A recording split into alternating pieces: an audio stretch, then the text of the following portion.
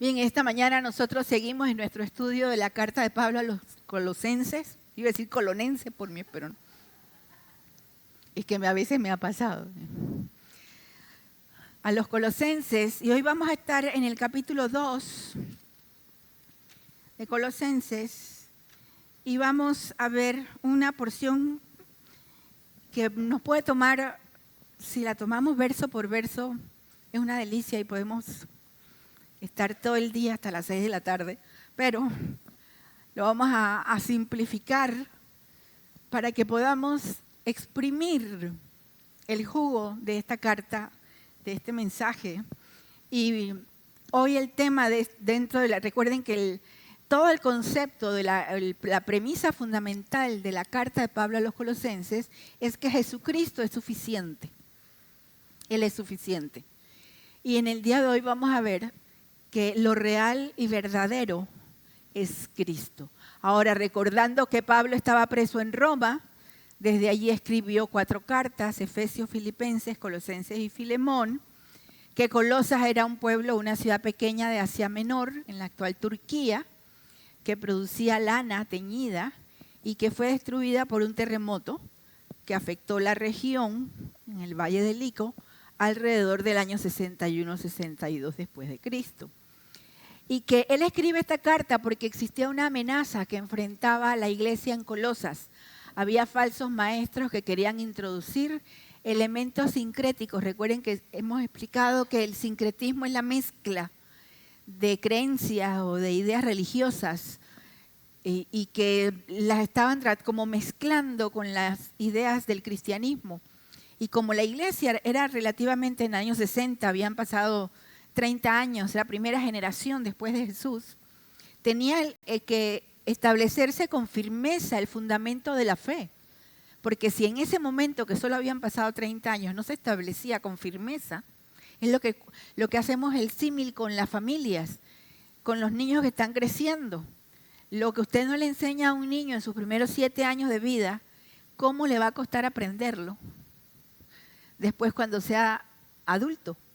Porque en los primeros 7 años de vida es cuando mayor capacidad tenemos para absorber y para aprender, aún lo más complejo, aunque uno piense que no. Los niños son, dicen la gente, como esponjita. Y ustedes que tienen niños o que han tenido niños, saben todo lo que ellos aprenden cuando están chiquitos, ¿verdad?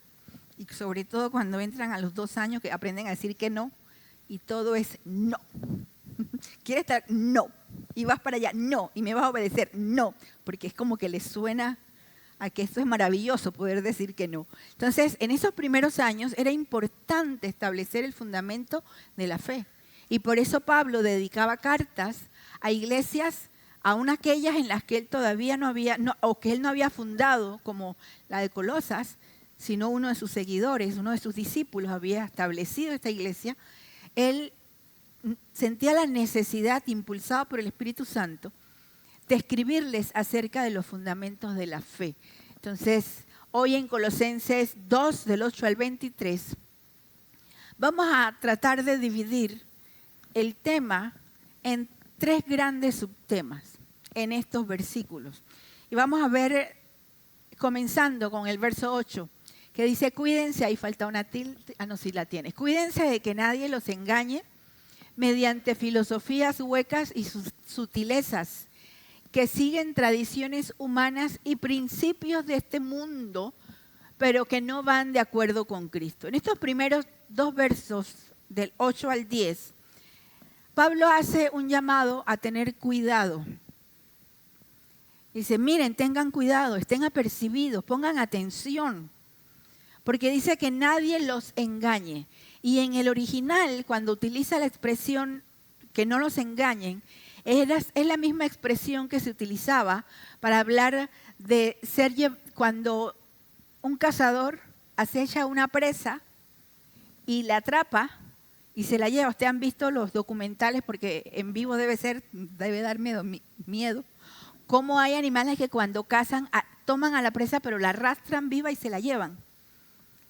Y se la llevan. Una de las cosas que a nosotros nos impresiona más, que tenemos unos cuantos gatitos hay una que es mía, todos los demás que lleguen por ahí son de Guillermo, pero la mía La mía es tremenda cazadora. Es una cosita así y así. Pero si uno se descuida, ella llega con pajaritos, llega con lagartijas, llega con... Entonces ella me los lleva como de regalo. Y yo le digo, eres una asesina en serie. Porque ella llega con... Tiene una agilidad para cazar, pero ella los atrapa y se los lleva. Y si ella ve que yo se los voy a quitar, se mete debajo de la cama donde nadie la atrape. Y uno tiene que estar con mucho cuidado. El otro día los dos de Guillermo habían cazado un murciélago. Yo no sé dónde lo encontraron, pero ahí lo tenían en la terraza de la casa. Es cazar, es la imagen que tiene Pablo cuando él le dice a los colosenses, miren que nadie los engañe, que nadie vaya y los atrape y los haga cautivos. Esa es la idea que está en la cabeza de Pablo. Dice, mediante filosofías y huecas sutilezas. Aquí hay personas que a veces malinterpretan este tipo de frases de Pablo, cuando dicen que llegan a la conclusión que porque Pablo dice esto, entonces la filosofía es mala.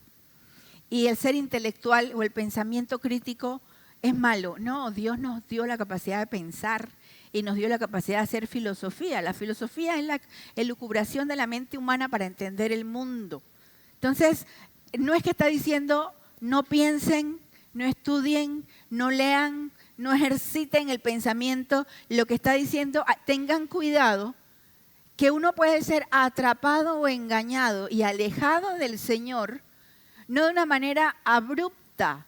Mi gatita cuando caza, ella con mucha tranquilidad y mucho cuidado, ella setea o ella mira a la presa que ella va a cazar, para que no se le espante. Cuando la tiene segura, entonces es que hace así. Es la imagen que tiene Pablo cuando dice que con sutileza te pueden, por medio, dice, de tradiciones humanas y principios de este mundo. Y más adelante él amplía el concepto de las tradiciones humanas y principios de este mundo. Pero aquí lo que Pablo está tratando de definir es que uno tiene que tenerse, ellos tienen que tener cuidado, y nosotros hoy, esta carta es tan actual hoy, nosotros hoy tenemos que tener cuidado con aquellas ideas, aquellos principios, por piadosos o religiosos que suenen, que no están fundamentados en Cristo, que no van de acuerdo a Cristo. Y este es el gran problema. Este es el gran problema, porque hay muchas filosofías, hay muchos pensamientos, hay muchos principios, hay corrientes de pensamiento que suenan inteligentes, suenan bien, pero que te alejan de Cristo. Por ejemplo, yo soy psicóloga, para los que no saben, yo soy psicóloga. Hay muchas escuelas de psicología o corrientes de psicología que fueron fundadas o establecidas por hoy reconocidos como grandes precursores y fundadores de la psicología, que eran ateos, que iban en contra de Dios, y que inclusive muchos de ellos, hoy hay uno que ha resurgido y que la gente sigue como si fuera el último descubrimiento de la Nueva América de Cristóbal Colón, y que el fundador fue una persona que la mayoría de sus pensamientos está basado en el ocultismo y la gente no lo sabe. Entonces puede sonar bien, puede sonar profundo, puede sonar como wow. Sin embargo, están en contra o no están de acuerdo a Cristo.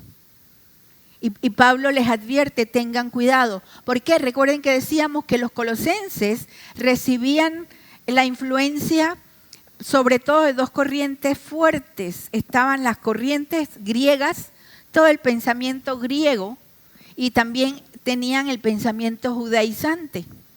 Entonces, estas corrientes se encontraban en los poblados griegos donde había población judía, y venía esta especie de sutil mezcla, pero que apartaba de la verdad de Dios, que no iban de acuerdo a Cristo. Dice, ¿por qué es importante que esté fundamentado en Cristo.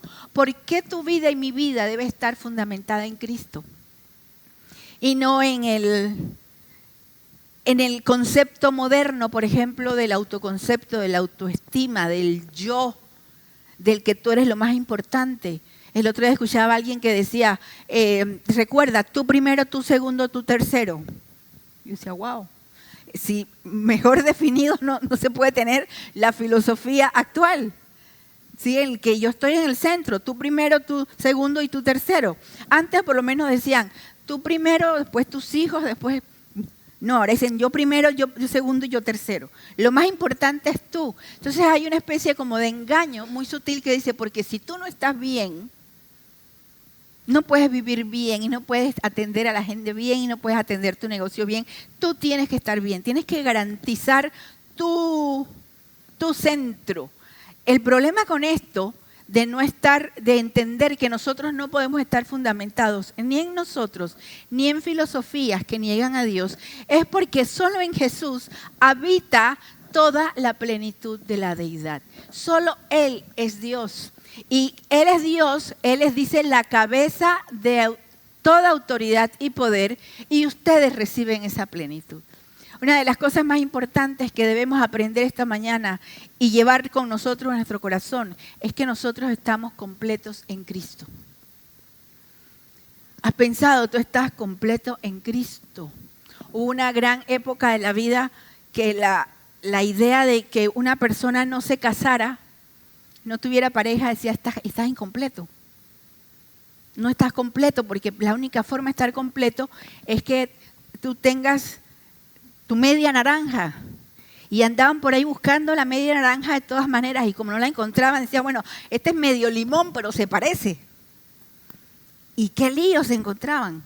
Porque la presión social es tú no estás completo si no tienes una pareja. Tú no estás completo si no tienes estudios o no tienes una realización profesional, porque eso es importante para el ser humano. Y cada corriente de pensamiento te dice, necesitas esto para estar completo. Necesitas esto, está la famosa pirámide de Maslow que te dice, tienes que ir completando los pasos de esta pirámide para poder ser completo. Y pues hasta que tengas la autorrealización, y sigue siendo, fíjense, yo, sigue siendo yo. Sin embargo, lo que Pablo está diciendo es que cuando nosotros recibimos al Señor en nuestro corazón, estamos recibiendo con Él y de Él la plenitud. Estamos completos en Cristo. Puedes estar viudo, viuda, divorciado, divorciada, soltero, soltera. Puedes tener una profesión, no tener una profesión. Puedes estar casado o casada. Puedes estar, no importa cuál sea tu estatus en la vida. Puedes tener dinero o no tener dinero. Puedes tener aquellas cosas materiales que la sociedad pondera como es necesario para estar completos. Si tienes esto, lo tienes todo y no te falta nada. No es cierto. Si tenemos a Cristo, lo tenemos todo. Hay una historia de una persona que algunos han escuchado mencionar o han leído. Apellido, no voy a decir bien el apellido, mejor digo Wombard, creo que es Wombard. Que él era un predicador, un misionero, y estuvo preso 14 años por predicar el evangelio. Y lo metieron preso en una celda donde estuvo en completo aislamiento por 14 años. No solo sin visitas, sin acceso a Biblia, sin acceso a libros, sin acceso a nada. 14 años en confinamiento solitario. Y uno dice, ¿cómo sale él? Y uno dice, tiene que salir destruido, tiene que salir, imagínense, desbaratado. Y sin embargo él sale a predicar y sale a hacer todo un trabajo entre no solo prisioneros, sino también entre personas que no conocían, que vivían en países como en el de él, que perseguían a los creyentes. Y sale aún más fortalecido después de 14 años preso. Y en un libro que él escribió sobre su experiencia, él contaba que al principio él comenzó a hacer, ¿qué voy a hacer? ¿Cómo voy a soportar esto? No sabía ni cuánto tiempo iba a estar si iba a ser toda su vida. Y él dice que él comenzó a predicar en la cabeza, en su mente, a predicar sermones completos que recordaba de la palabra. Y volvía una y otra vez y una y otra vez. Y mientras más recordaba la palabra y mientras más lo predicaba él solito acá, más él sentía que no le hacía falta nada. Uno no puede entender la experiencia de estar pleno hasta que comienza a sentir que se está quedando vacío, que está perdiendo todas las ventajas que tenía en la vida. Y Pablo les dice, tengan cuidado que no se sientan atraídos y atrapados con pensamientos, con filosofías, con corrientes que le atraen a ustedes, y que suenan bien, son filosofías importantes. Sin embargo, esas filosofías están mal porque no están fundamentadas en Cristo, porque solo en Él habita completamente la deidad. Solo Él es Dios y Él está completo. Él es el que todo lo llena en todo. Por lo tanto, ustedes están completos en Él.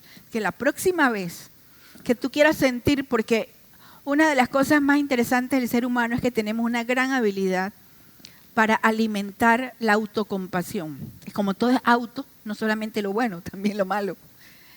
Y nos autocompadecemos y nos autolastimamos y pensamos, pobrecita yo que tenía, o yo que debiera tener, o yo que hubiera alcanzado, si no me hubieran hecho, si no me hubiera pasado, si no me hubiera... Cuando uno entiende que uno está completo en Dios, uno no puede sentir piedad o compasión o lástima de uno mismo, porque uno entiende que no le hace falta nada. Luego sigue diciendo, a partir del verso 11 al verso 15, nosotros nos vamos a encontrar que Pablo, fíjense, Pablo le está diciendo, Jesús es Dios, en Él están completos. Y esa plenitud de Cristo se alcanzó en la cruz. Pablo dice a los corintios, yo no sé de nada, yo solamente predico a Cristo crucificado. Y cuando nosotros cantamos cantos antiguos como en la cruz, me hirió el pecado, fui a Jesús, mostréle mi dolor. ¿Qué más sigue diciendo? Perdido errante, vi su luz, me bendijo con su amor. Y luego el coro dice, ¿eso cuándo pasó? En la cruz, do primero vi la luz. Y uno no es solamente cantar porque el canto nos mueve emocionalmente, sino entender la verdad que está detrás de esa letra. ¿Y por qué es tan importante entender la cruz de Cristo? Porque la crucifixión no es el momento en el que recordamos una vez al año y nos ponemos tristes porque Jesús fue a la cruz. Y entonces el Viernes Santo no hacemos bulla, no hacemos nada. Me pongo triste, todo está de luto, pero el sábado sigo viviendo como si nada, ni me acuerdo de la cruz. Porque esa no es la idea. La idea no es simplemente ver la acción y ver la cruz y decir, Jesús fue a la cruz. ¿Qué significa? Pablo, recuerden, él está diciendo, solo Jesús es Dios y en Él habita la plenitud de la deidad. Y como Él está en nosotros, pero ¿cómo nosotros estamos en Él? ¿Cómo Él está en nosotros? Por medio de lo que Jesús hizo en la cruz. Él llegó a la cruz a morir por nosotros. Y cuando Él llegó a morir por nosotros, Pablo utiliza en los versos del 11 al 15 5 metáforas o 5 ideas que representan o que presentan la obra de Jesús en la cruz. Y él comienza diciendo, fíjense cuáles son estas 5 ideas, si están tomando notas. Una es la circuncisión, vamos a verla, otra es el bautismo, otra la resurrección, otra es el pago de la deuda y otra es una victoria militar. Son 5 imágenes, 5 ideas que utiliza Pablo para decir, entendamos por qué nuestra vida debe estar fundamentada en Cristo, porque Él todo lo hizo en la cruz. Todo lo que nosotros necesitamos para vivir con plenitud, Él lo hizo en la cruz. En primer lugar, Él les dice, en Él ustedes fueron también circuncidados. Ahora recuerden que la iglesia en Colosenses era una iglesia mayormente o mayoritariamente gentil. Recuerden cuando decimos que gentiles en el tiempo de Jesús y aún antes, se hacía referencia a cualquier nacionalidad que no fuera judía. Los judíos se referían a cualquier nacionalidad, cualquiera que no fuera judío, decían los gentiles. Es como si nosotros dijéramos los panameños y los extranjeros. A ver, levanten la mano los panameños. Levanten la mano los extranjeros. Ahí vamos. Vamos, yo levanto las dos. Entonces, esa era la idea de Pablo, de cuando eran gentiles y los que no eran judíos eran gentiles. Y sin embargo, Pablo aquí trae a colación la idea de la circuncisión a un pueblo que la circuncisión física no les era familiar, no era parte de su, no tenían un pacto con Dios. La circuncisión era eso para el pueblo judío. El pueblo judío utilizaba, Dios le había enseñado desde Abraham que la circuncisión física en los hombres, obviamente, era la señal del pacto entre Dios y el pueblo de Israel y en los judíos. Pero aún Moisés en Deuteronomio les habla al pueblo de Israel de ser circuncidados en el corazón. Porque aún Moisés, Dios le hace la revelación de que lo importante de la circuncisión no era la parte física, sino lo que representaba. Porque era quitar, era el simbolismo de quitar aquello que representaba el pecado, que simbolizaba el pecado. Entonces, por eso Pablo les dice, porque ustedes también fueron circuncidados. Y por eso aclara, no me refiero a la circuncisión física, sino a la que nos hace Cristo. Es espiritual. Cuando Jesús fue a la cruz y murió por nosotros y pagó el precio por nuestros pecados, Él estaba arrancando de nosotros el pecado. Él estaba cambiando nuestra naturaleza, Él estaba despojándonos de nuestra naturaleza pecaminosa. Por eso es que nosotros podemos tener, nadie que está en pecado puede tener una relación con Dios. Y uno dice, pero pecado debe ser matar, robar. Y yo no mato, yo no robo, yo no cometo estas grandes atrocidades que hace la gente. Y dice la gente, eso es pecado. No, pecado es cualquier cosa que Dios dice que es pecado. Y pecado es todo aquello que nos separa de Dios, que no le agrada a Dios y que Dios determina que eso no es bueno. Y el pecado no es bueno por dos razones. Y el pecado va desde lo que pensamos, que no agrada a Dios, lo que hacemos, que no agrada a Dios, lo que decimos, que no agrada a Dios, lo que sentimos. Ahora que somos tan fans de decir, es que yo siento que el verde me queda bien, por eso hoy me vestí de verde, porque yo siento, Joana Paula, que el verde nos queda bien. Eso no es un sentimiento, es un pensamiento, pero ahora la moda es que yo siento, ¿no? Pero aún los sentimientos que no agradan a Dios, Dios los cataloga pecado. Y el pecado es malo por dos razones. Número uno, porque nos aparta de Dios, la más importante. El pecado nos separa de Dios. Dios es santo, nosotros cantábamos y su nombre santo es. El que habita en la eternidad, Él es santo. Entonces Dios no comulga, no tiene relación por su misma naturaleza con el pecado. Entonces el pecado hace separación entre Dios y el ser humano. Por eso murió Jesús en la cruz, para arrancar el pecado y acercarnos a Dios. Pero por otro lado, el pecado no solamente nos separa de Dios, el pecado nos hace daño a nosotros. Y a veces no entendemos eso. Cada vez que nosotros mentimos nos estamos haciendo daño. No a la persona que mentimos, a nosotros. Cada vez que nosotros nos enojamos y proferimos palabras en contra de, nos estamos haciendo daño a nosotros mismos. Cada vez que nos involucramos en una relación que no está en el orden de Dios, nos estamos haciendo daño. Cada vez que nos involucramos en moralidad sexual, nos estamos haciendo daño. Pablo dice que el pecado sexual, la inmoralidad sexual, dice, peca contra uno mismo. Es el único pecado que de manera explícita la palabra dice, estás pecando contra ti mismo. ¿Por qué? Porque estás mancillando o dañando o atentando contra tu propio cuerpo. Y así, ese es el gran problema del pecado. Y Pablo utiliza la expresión, Jesús en la cruz lo que hizo fue circuncidar, extraer, cortar, no físicamente, sino espiritualmente el pecado de nuestra naturaleza, para que nosotros pudiéramos tener relación con Dios.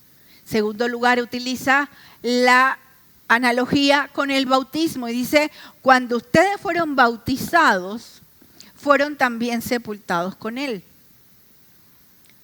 Cuando nosotros, más adelante lo vamos a ver que Pablo habla acerca de los ritos religiosos que no tienen un sentido. La religiosidad puede ser llevada a extremos impresionantes en cualquier esfera del mundo, en cualquier tipo de religión. Y a veces uno piensa que un ritual externo tiene un poder para. El ritual externo no tiene poder para. Por eso siempre le hablamos a la iglesia, decimos, no caiga en la historia de que tiene que ponerse un collar con un ojo, no sé cómo, para protegerse, o con unas estrellas o una manito que no sé qué cosa para tener suerte, o que póngase una pulsera roja para que lo cuide del mal de ojo. Nada de eso sirve, porque los rituales externos no tienen ningún poder real en lo espiritual. Y Pablo está utilizando la imagen del bautismo. Hay gente que piensa que tú les dices, y tú eres salvo, tú conoces al Señor. Bueno, sí, a mí me bautizaron cuando era niño.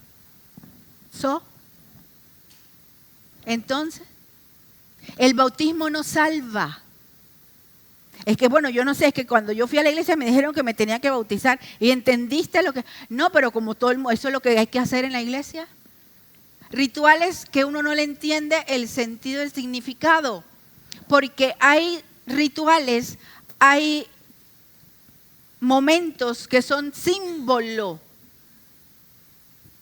de lo espiritual. Y Pablo les dice, cuando ustedes fueron bautizados, también fueron sepultados con Él. Y yo les pregunto, ¿cuántos de ustedes o de nosotros nos metieron en una tumba cuando nos bautizaron? Yo espero que a ninguno.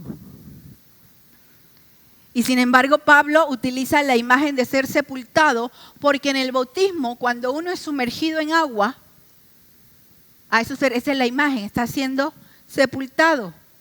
La idea de ser sepultado es que cuando tú estás bautizándote, te están bautizando, tú estás reconociendo públicamente que tú estás muriendo a tu vieja vida. Estás muriendo al pecado o has muerto al pecado. ¿Por qué? Por tu poder, por tu fuerza, por tu capacidad o tu habilidad de combatir el pecado. No, por la obra de Cristo en la cruz. Por eso podemos nosotros morir al pecado y nos identificamos con la muerte de Cristo cuando nosotros somos bautizados. Y en tercer lugar le dice, pero al mismo tiempo resucitaron. De la tercera figura que utiliza Pablo para hablar de la cruz de Cristo, es decir, ustedes también resucitaron con Él. ¿Y a qué se refiere? A que cuando nosotros le entregamos nuestra vida a Jesús, nosotros morimos al pecado, espiritualmente hablando, y ahora nosotros estamos siendo levantados a una nueva vida. ¿Usted sabe por qué antes de recibir al Señor en su corazón, usted no entendía nada de lo que leía en la Biblia? ¿O nada de lo que le explicaban? Porque dice la palabra de Dios, el hombre natural, el hombre sin Dios, no puede entender las cosas espirituales. Pero cuando hemos nosotros muerto a la vieja vida y ahora somos levantados a una nueva vida por la muerte de Jesús, porque Él es la plenitud, porque en Él estamos completos. Ahora nosotros leemos y entendemos.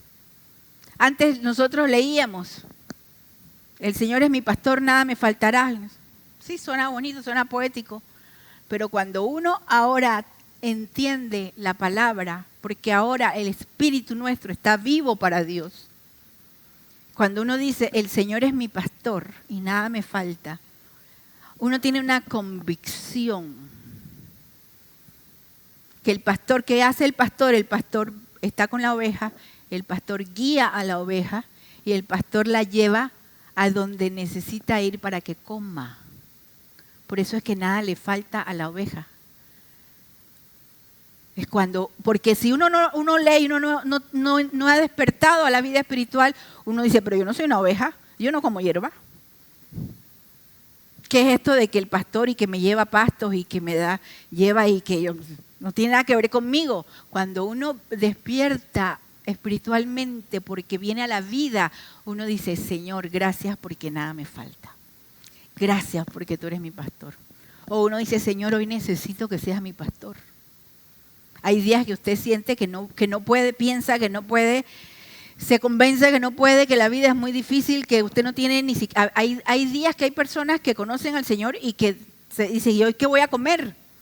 Entonces, esos días, en vez de decir, pobre de mí, que yo tal cosa y nunca tengo, y hay gente que tiene más, y para qué voy a esa iglesia si de todas maneras no tengo para comer. O sea, antes de caer en eso, usted vuélvase a Dios y dígale, Señor, tu palabra dice que tú eres mi pastor y que nada me hace falta. Cuando uno aprende la obra de Jesús en la vida nuestra, usted va a aprender a depender de Él y Él va a traer provisión para su casa.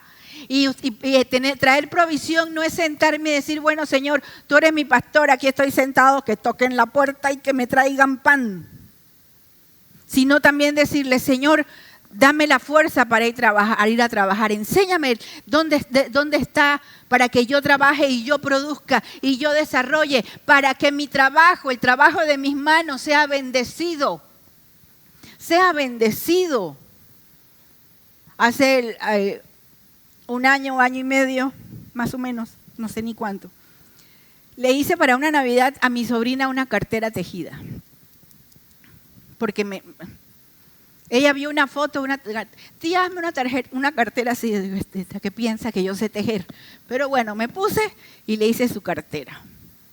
Y luego yo vi, era una cartera que ella quería grande para llevar a la universidad, para llevar, no sé. Y le hice su cartera tejida. Y luego veíamos ella y yo que esas carteras, pero yo se la hice grandota, así pequeñita, en Europa las vendían en 100 euros. Y yo decía ahí, yo estoy perdiendo el tiempo. Y desde entonces me he puesto y he aprendido y tejo carteras y las vendo de vez en cuando. Y yo no sé cómo aprendí la verdad. Cómo el Señor yo dije, Señor, por aquí voy y compro y me encargan carteras y hago carteras y me compran carteras. Y usted no tiene idea que, claro, no las puedo vender a 100 euros, aunque me gustaría. Pero cuando hemos necesitado, y he necesitado, por ejemplo, para tratamiento médico, dinero, yo no he tenido que decir, ¿me puedes prestar para? ¿Me puedes dar para? Porque el Señor me ha dado la habilidad con las manos que Él me dio para provisión. ¿Por qué? Porque cuando dice, el Señor es mi pastor, nada me falta, uno entiende que tampoco te va a faltar la capacidad para hacer las cosas.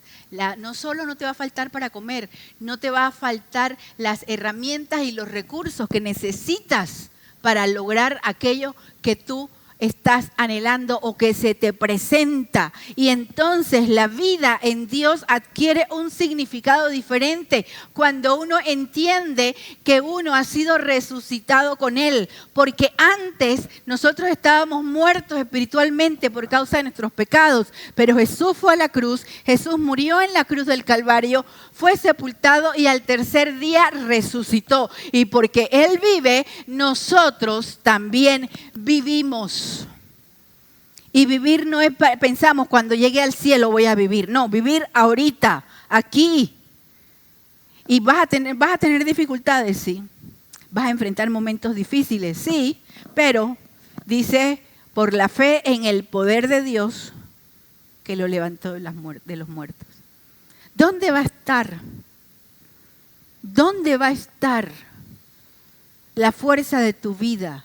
La resolución para vivir, el valor para seguir adelante, está allí, en la cruz de Cristo, en que Él murió, Él fue sepultado y Él resucitó. Y ahora, como Él resucitó, Él es soberano sobre todo.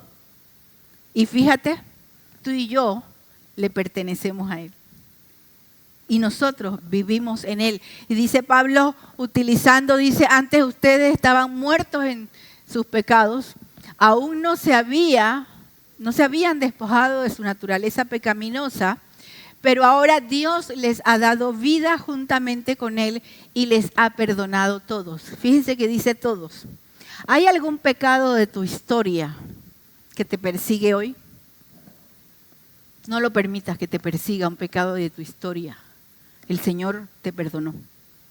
El Señor perdonó. Por terrible que haya sido ese pecado, el Señor lo perdonó. A veces uno piensa que uno tiene que vivir cargando para siempre las consecuencias de los pecados que uno hizo.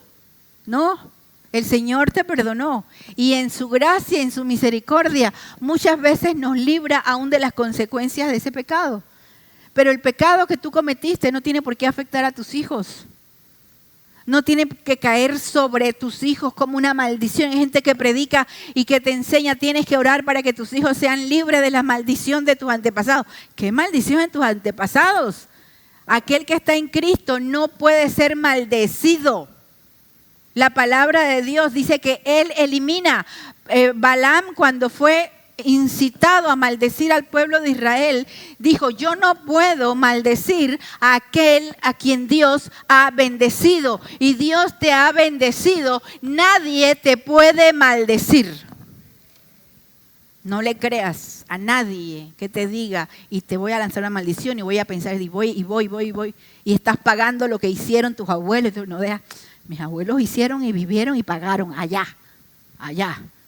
Yo los recuerdo porque me llamo como ellos y digo, ay, sí, tuve abuelitos muy bonitos, allá.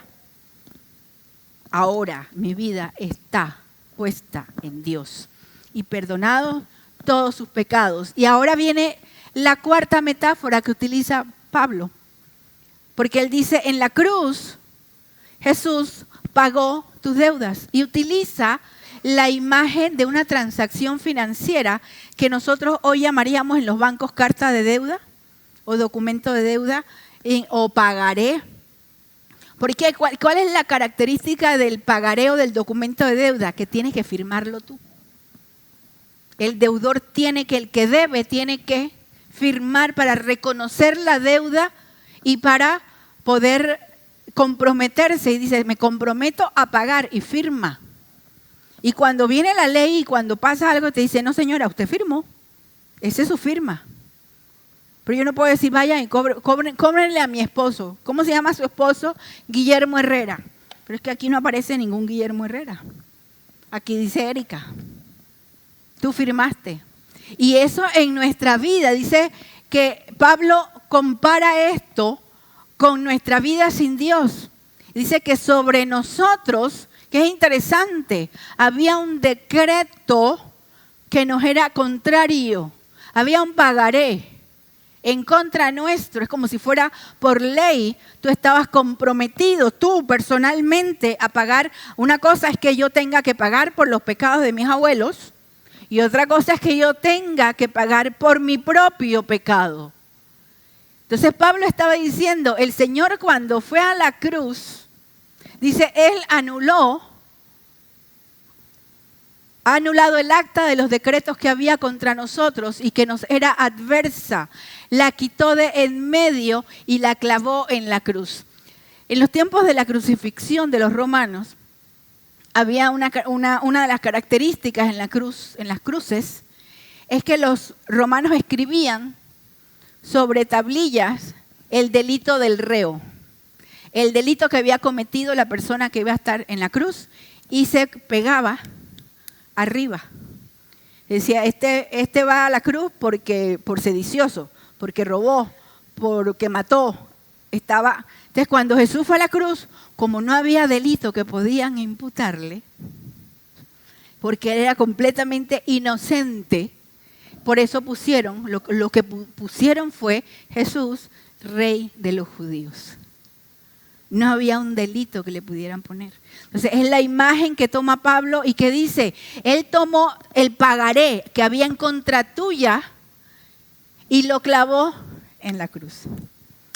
Ahí donde debíamos estar tú y yo, Él clavó, anulando el decreto que había en contra tuya. Quiere decir, ya no estamos obligados a pagar nosotros la deuda de nuestros pecados. Dice Romanos 6:23, porque la paga del pecado es muerte. Cada uno tenía que pagar con su propia vida sus pecados. Pero cuando Jesús fue a la cruz, Él pagó tu deuda.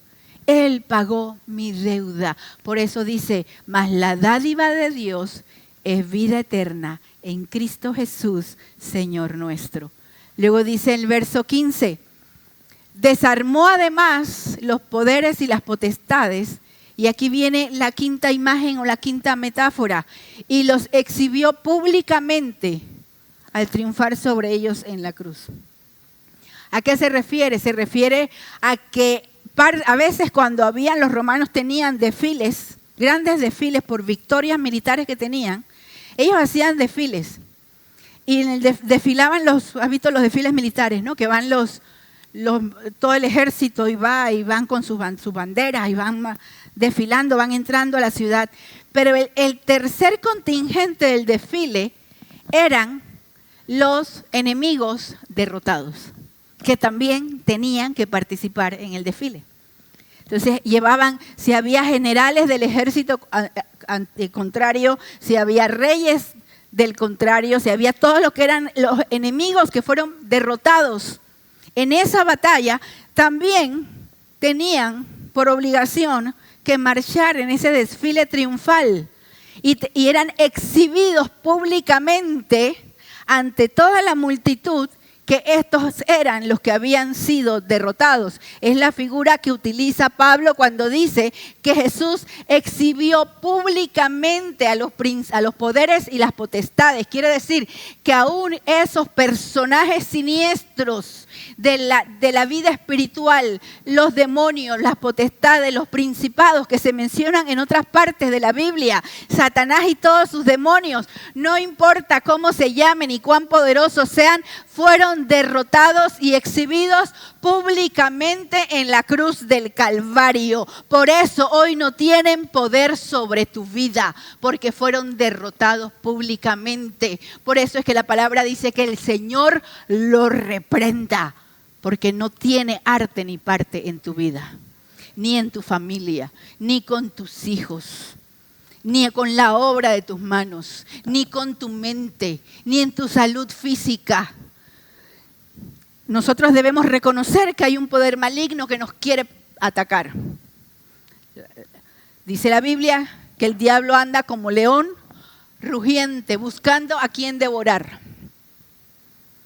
Pero nosotros no vamos por la vida ni mirando demonios por todas partes, ni asustados con el diablo por cualquier cosa. Dicen es que tengo que tener cuidado porque el diablo. Y hermanos, vengan adelante, vamos a orar para que... Y hay gente que hasta le canta al diablo. Y yo no sé, es que yo creo que nosotros, nada más Fresia y yo nos acordamos de esa canción. Y a lo mejor, bueno, ya cada vez somos un poquito más que nos acordamos. Había una que cantaban, que era como una especie de ranchera, que era que pobre diablo, que... ay, por ahí me voy a acordar.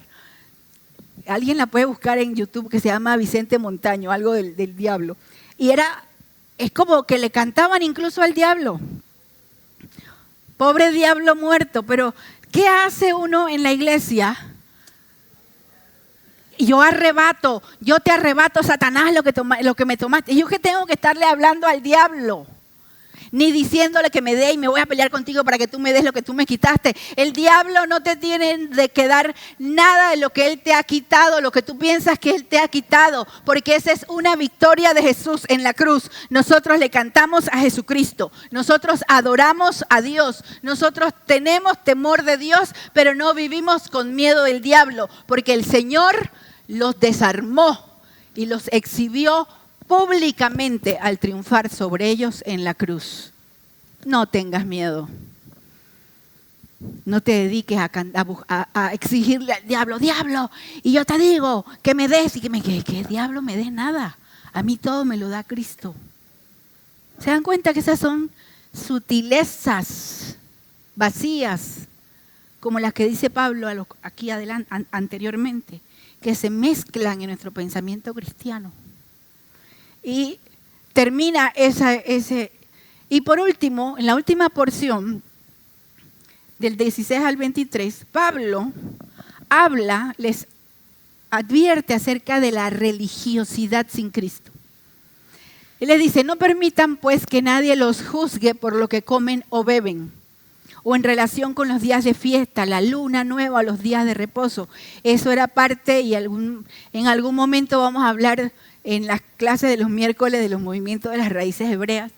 Nosotros tenemos una lista como interminable de todo lo que queremos. Dan y yo toda la semana, y esto sería uno, y esto también. Porque recuerden que ellos estaban siendo influenciados por los griegos y por los judaizantes. Y parte del problema de los judaizantes es que querían exigirle a los gentiles, a los no judíos, que para poder acercarse a Dios tenían que guardar las leyes de Moisés.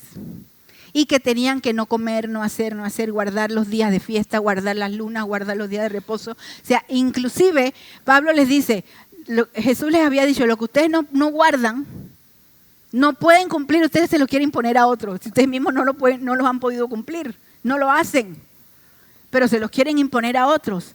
Entonces, él les dice, hay gente que te va a juzgar por cómo se aplica a nosotros hoy.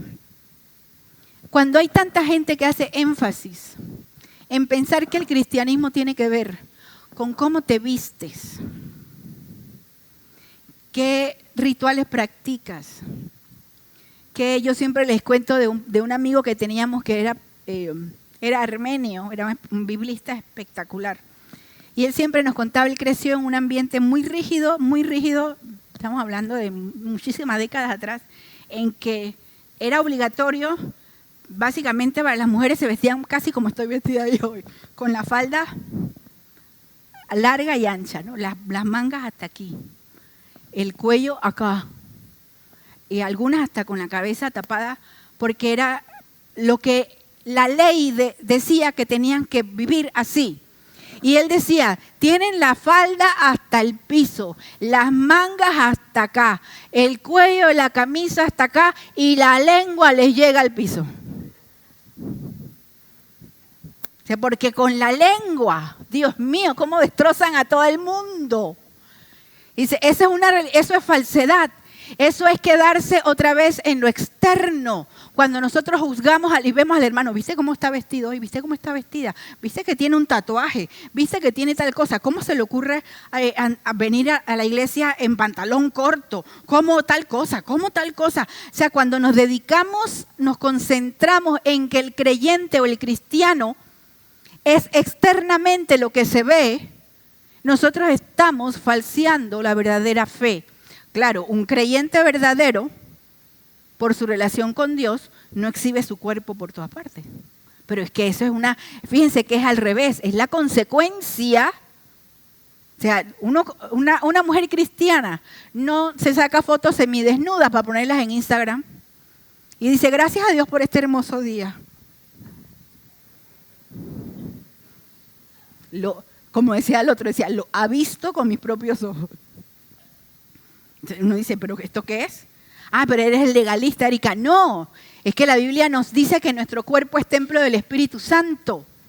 Y nosotros cuidamos nuestro cuerpo por nuestra relación que tenemos con Dios. Pero de nada te sirve cuidar, dice Pablo, obligarte a que no comas, a que no toques, a no pruebas, a que no hagas, pero en tu corazón no tienes nada de Dios, solo lo externo. Por eso él habla de la religiosidad sin Cristo. Dice, todo esto no es más que una sombra.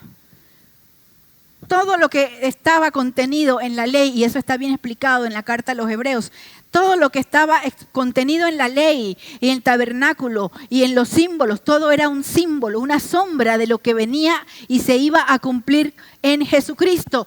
¿Por qué? Porque dice, pero lo real y verdadero es Cristo. Es suficiente con que Cristo more en tu corazón y desarrolles una relación con Él. Él te va a decir, hay personas a las que el Señor, si el Señor me dice, por decir algo, si digamos que yo antes de Cristo pues me llenaba de, me encantan los anillos grandes, hoy no me puse anillo grande, no sé por qué, pero me encantan los anillos grandes, me encanta 5, 6, 7, 8 pulseras, me encantan así, un montón de pulseras, me encantan los relojes así. Me encantan. Y a veces cuando me acuerdo me los pongo. Pero dejé de ponérmelos cuando predico, porque yo me daba cuenta que los anillos o las muchas pulseras, la gente estaba así, ¿ves? Se concentraba en los anillos y no en la predicación. Y yo decía, no, esto es un estorbo. Entonces me los dejé de poner. Y por supuesto que tengo y me los pongo y a veces me los pongo para predicar, pero no me pongo, cuando yo les digo que yo me podía poner 4 dedos con anillos, 4 dedos, 8 pulseras tenía, o sea, me encanta esa cosa. Y aún pulseritas de tobillo, que se ven tan bonitas. Ah, bueno, pero yo no voy a pararme aquí y decir a las hermanas de la iglesia, de aquí en adelante es pecado que usted se ponga anillos, o que use anillos grandes, o que se ponga pulseras, o que tal cosa. Porque eso no es cierto, no es pecado. No tiene nada que ver con la relación con Dios. Pero si esos anillos se convertían en mis ídolos, ahí había un problema. O si el Señor me lo indicaba a mí, oye, estás llamando tanto la atención con los anillos que la gente ni te oye, estás estorbando, me lo dijo a mí. Pero eso no es una regla para que yo le imponga a la iglesia. Porque eso es religiosidad sin Cristo. Entonces Pablo les dice, todo lo real y verdadero, cuando uno está en Cristo y entiende quién es en Cristo, uno comienza a percibir de parte de Dios, eso no te conviene, eso te hace daño. A veces hay cosas que nos hacen daño, no porque ni siquiera sean, a veces yo he sabido de personas sobre todo mujeres que me han dicho, fíjate que dejé de teñirme o de hacerme tal procedimiento que me hacía porque me estaba enfermando. Y me estaba enfermando, pero enfermedad física por algún componente químico. Y yo no entendía qué era, y el Señor me mostró, es que eso que te estás poniendo te enferma. Ah, pero no te vas a parar a predicar, hermanas, aquí todas las mujeres, sin teñirse el pelo ni cortarse el pelo, porque eso nos aleja de Dios, no tiene nada que ver. Son legalismos y religiosidad sin sentido y religiosidad sin Dios. Y por eso nosotros no podemos pararnos aquí y juzgar al otro y condenar al otro por lo que come, por lo que no come, por cómo se viste, por cómo no se viste. Porque incluso si hay una persona que se viste muy descastadamente así, en la medida de su caminar con el Señor, Dios le va a ir mostrando qué cosas le hacen bien, qué cosas no le hacen bien. Pero nosotros no somos la policía moral de nadie. Porque lo externo no es lo que cambia. Lo externo no es lo que te salva. La salvación vino por la cruz de Cristo. Y la salvación, dice Pablo, es por fe y es por gracia. Dice, no permitan que los condenen esos que se afanan de humildad, porque fíjense aquí dice, estos que son muy espirituales, que en lo externo, había de esos que le rendían culto a los ángeles. O sea, que estaban siguiendo además idolatría, falsedad en su religiosidad, ponían a los ángeles de intermediarios y no a Cristo, y encima se atrevían a regañar a los otros, a marcarle el camino a los otros. Dice, los tales se meten en cosas que no han visto y están envanecidos por su razonamiento humano. Se cree que en aquel tiempo, para cuando Pablo escribe a los colosenses, había una fuerte corriente mística que enseñaba que uno podía hablarle a los ángeles y que los ángeles iban a ser intermediarios entre Dios y los seres humanos, además de Cristo. ¿Usted sabe la moda que hay ahora de cuánta gente le habla a los ángeles? Y aún gente que dice que son cristianos y de repente tú lees que dicen, ay sí, porque hoy le dije al arcángel Gabriel que me hiciera y que me hiciera. Y me digo, ¿what? ¿Y quién te mandó a hablar con el arcángel Gabriel? La Biblia dice que nosotros le hablamos a Cristo, le hablamos a Dios Padre en el nombre de Jesús y que Jesús es el único mediador entre Dios y los hombres. No hay imágenes, no hay estatuas, no hay santos, no hay vírgenes, no hay ídolos, no hay ángeles que estén de mediadores ni los santos difuntos. Señores, no le orar a los santos difuntos o a los muertos y hablar a los muertos y rendirle culto a los antepasados es idolatría y es idolatría demoníaca. No, el único mediador entre Dios y los hombres es Jesucristo hombre. El único. Pero se meten estas ideas de manera muy sutil y se presentan como algo bueno. Como algo bueno. Oí a alguien que decía, pero es que por lo menos a estas estatuitas realmente no es que las estamos adorando, sino que estamos como les reconocemos con respeto lo que ellos hicieron y pensamos que ellos están ahora cerca de Dios. Yo digo, no han entendido nada de lo que la palabra enseña, no lo han entendido. Uno no puede estar con Dios y con el diablo, no se puede. 19 dice, no están unidos a la cabeza, que es Cristo, que es quien nutre y une a todo el cuerpo mediante las coyunturas y ligamentos y lo hace crecer con el crecimiento que da Dios. Si con Cristo ustedes han muerto a los principios de este mundo, miren, pregunta, si ya tienes a Cristo, ¿por qué como si vivieran en el mundo se someten a los preceptos del mundo? Les dicen, no tomes eso en tus manos, no pruebes aquello y ni siquiera lo toques. Es religiosidad sin Dios. Esos preceptos se ciñen a mandamientos y doctrinas humanas. Y todas ellas son cosas que se destruyen con el uso. En otras palabras, todas las generaciones de la historia se inventan sus propios métodos religiosos para acercarse a Dios. Pero se ha dado cuenta que mueren con el uso, o sea, pasan de moda y sale otra moda. Entonces cuando descubren y cuando por ejemplo en Estados Unidos se descubrió que había una persona que se decía que era psíquica, que hablaba con los muertos y se descubre que era toda una estafa y se arma el escándalo porque era una estafa y sacaban dinero a la gente porque decía que hablaban con los muertos. Entonces eso como que uno dice, bueno ya, se olvidaron de eso. Entonces de repente sale, no, pero es que hablamos con los ángeles. Es que hablamos con no sé qué, entonces ya no, es que no hablamos con los muertos, con los ángeles. Se destruyen con el uso, van perdiendo valor. Dice, ¿para qué te metes en eso? Si eso no tiene ningún sentido, ningún significado. Y termina diciendo, sin duda tales cosas pueden parecer sabias en cuanto a la religiosidad. Hay gente que piensa, pero es que no estoy haciendo mal a nadie. Y esto por lo menos me da calma. Yo tengo una dice la gente, no yo, estoy haciendo como si fuera yo, que conste. Yo tengo una imagen, es que a mí me regalaron un budita así bien bonito, casi panzoncito. Entonces yo lo tengo, entonces tengo un atrapasueños bien lindo que lo tengo ahí colgando. Entonces yo llego de trabajar y prendo un incienso y se llena y eso, me pongo a meditar y vieras qué bien me siento, cómo me relajo. Y digo, no, yo sé que eso no es Dios, porque te lo aclaran. Yo sé que eso no es Dios, pero me relaja. Pero eso, dos cosas. Te aparta de Dios, porque no está fundamentado en Cristo. Y por otro lado, parece que tiene un resultado. Es religiosidad vacía. Pero además, dice, no tienen ningún valor contra los apetitos humanos.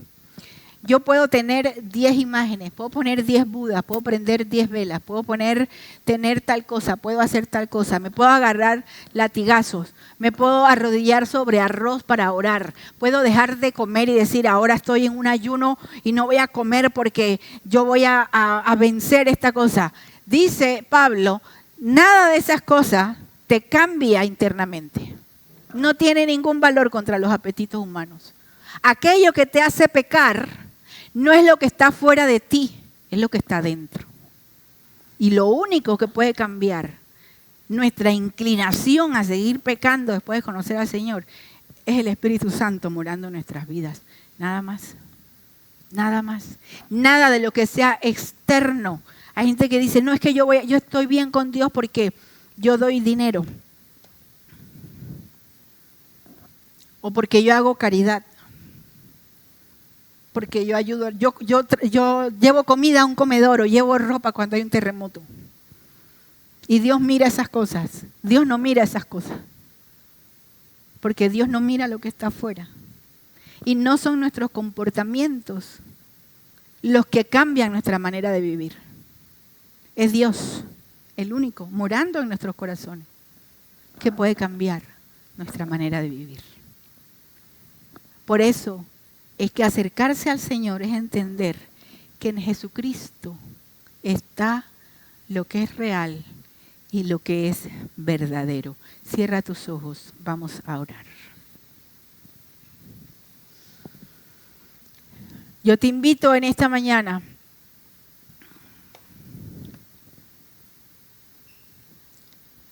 si tú no le has entregado tu vida al Señor, ese es el primer paso. No se puede vivir una vida con Dios pensando o recibiendo los beneficios de Dios o tratando de luchar en la vida si uno no tiene al Señor en su corazón. El primer paso, hay que recibir a Cristo como Señor y Salvador para que Él perdone nuestros pecados, para que Él sea lo real y verdadero en nuestras vidas. Así que el primer paso es decirle, Señor, te recibo en mi corazón. Si tú no has recibido a Jesús en tu corazón, ahí donde estás, aquí donde estás, o allá en tu casa, si nos estás mirando, cuando mires este video, levanta tu mano para saber, para orar por ti. Para que tú puedas decirle, yo te entrego mi vida hoy. Yo te recibo como mi Señor. Es así de simple. Es decirle, perdona mis pecados, toma mi vida. Si uno no da ese paso, sigue siendo religiosidad, sigue siendo emocionalidad piadosa, sigue siendo. Entonces, hoy es el momento. Y por otro lado, iglesia, si ya tú le perteneces al Señor, te invito a que hoy le digas al Señor, Señor, enséñame a mirar que nadie me engañe.